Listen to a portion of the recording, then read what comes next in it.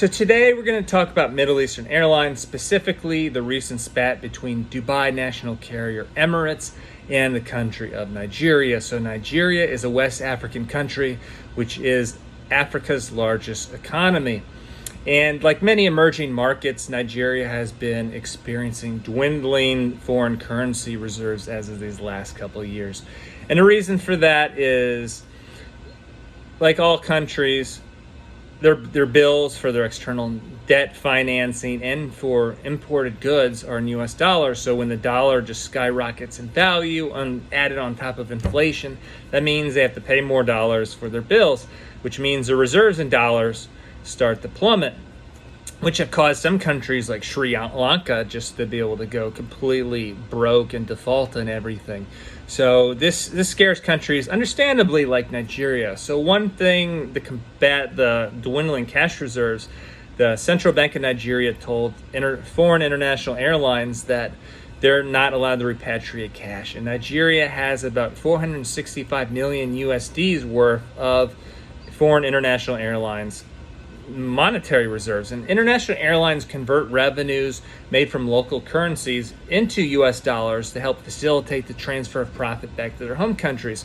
So when you tell companies that, hey, you're not allowed to take out your assets, essentially their assets are being frozen by the government, which no company likes. And Emirates certainly didn't like this, as they had 85 million USD frozen by the government of Nigeria. So they told Nigeria, hey, you can do this, but we're just going to cancel our flights to your country beginning September 1st. So at the last second, the Nigerian Central Bank told international airlines, hey, we're going to release, as of now, 265 million out of the 465 million USD that we owe.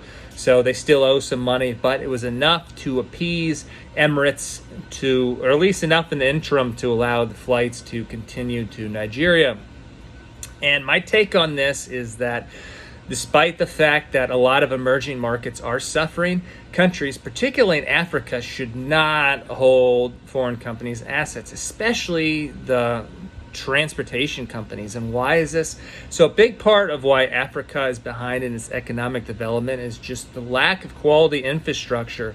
And that includes logistical infrastructure and transportation. In today's environment, everyone gets around by plane. So if you are not well connected, it's going to be hard to do well in the world's economy, or at least stand out as a place that companies want to invest. So if you piss off the transportation companies, it's essentially a blemish, and not on yourself, but then the rest of the continent, unfortunately, unfairly or fairly. So companies would be hesitant to invest in Africa. So I think this is a short enough spat that it won't do any long-term damage. But I do hope that other central banks throughout the continent and then throughout other emerging markets think twice before trying to freeze foreign companies' assets, particularly those companies that deal with either logistics or investing in infrastructure.